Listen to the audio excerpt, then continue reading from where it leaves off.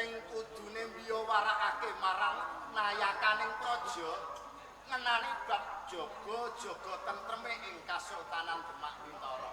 Nanging sadurunge panjenengan mundhut kepiye nggonmu netepi kewajiban tumrap negara ing Kasultanan Demak Bintara.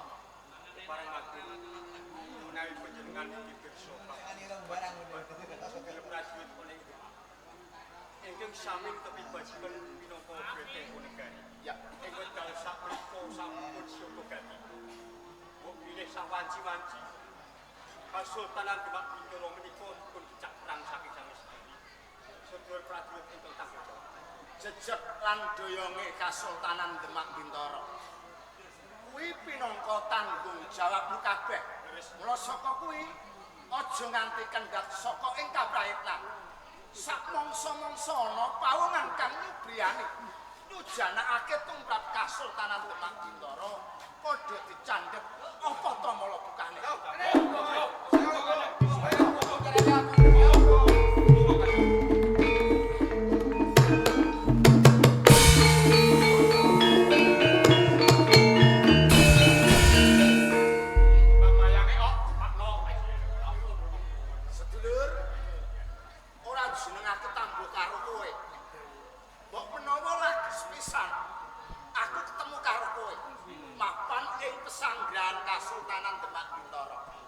Sapa kang dadi aranmu?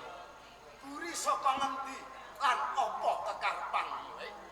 Kula tebih saking Kadipaten Wonokeling. Kadipaten Wonokeling. Kula Adipati Gendra Sakti.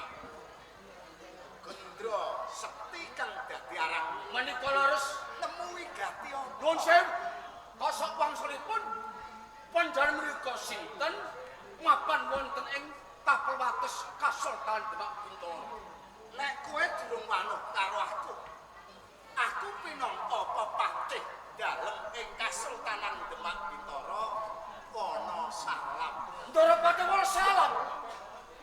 Nek kabar aku tau krungu pinangka patih ing Demak Bintara, Ndara Pati Wonosalam. Ning lagi ngerti sepisan iki. Bagus pawongane. Sapa sing ora ngerti kondange patih Wonosalam? Museum. Biyen kuwi pegaweanku brandal nampak kacau. Kula mboten ngarani lho, Nek mergo aku saiki dadi wong apik dikukuh Kanjeng Sultan ing Demak. menika sing tak rasakaken. Museum. Ya, Saestunipun kula dipun dereng kawula saking Wonokeling. Kula badhe mingkah ing pendhapi Kasultanan Demak Bintara ing wujud kula kepengin pinanggih Kanjeng Sultan Trenggana ing Demak. kowe arep munggah ana ing pendopo Kasultanan. Jih. Dipati Gendra Sekti. Sepisan aku jaluk gedene pangapura. Ora teges aku mambeng utawa nyandhep apa sing dadi kekarepanmu. Nanging lagi wae aku nampa dawuh. Marang sapa wae pawongan. Marang sapa wae tamu sing arep ngersakake munggah ana ing pendopo Agung Kasultanan Demak Bintara ora dikenakake. Lah, mula saka kuwi yen kowe kena tarembuk kanggo cara alus, kowe mesanggraha ana ing tepes piringing Kasultanan Demak Bintara, perkara iki bakal tak unjukake atur ana ngersa darem Kanjeng Sultan. Nuwun sewu Gendra Pati. Ya kula niku tebih saking Wonokeling. Negara ingkang kepengin pinanggih Kanjeng Sultan Trenggana. Amargi wonten wigati ingkang badhe kula aturaken sedalem Kanjeng Sultan Trenggana. Lah, saiki nek aku kena ngerti apa kang dadi kawigatenmu satemah kowe arep munggah ana ing Kasultanan Demak Bintara. Dik. Iki bloko apa ditutupi, Dik? Wah, bloko kemawon eman. Kembang mayange sak alung ya, nggih. Sayekti kula badhe ngersakaken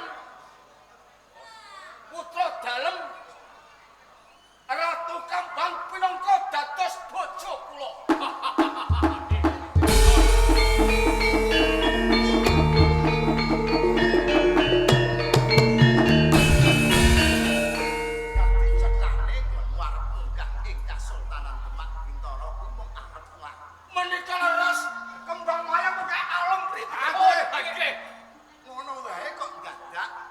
Sangga Runggi nggon marep atuh. Jane aku Gak isin. kepengin ketemu munggah ana ing pendhok. Mila kula nyuwun wedal otak mingkah ing pendhapi Demak Bintara Pinangki Sultan Tenggala.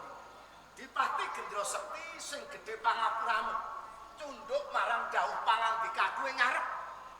Aku uga nampa dawuh marang sapa wae tamu sing arep munggah ing pendhapa ora dikenakake.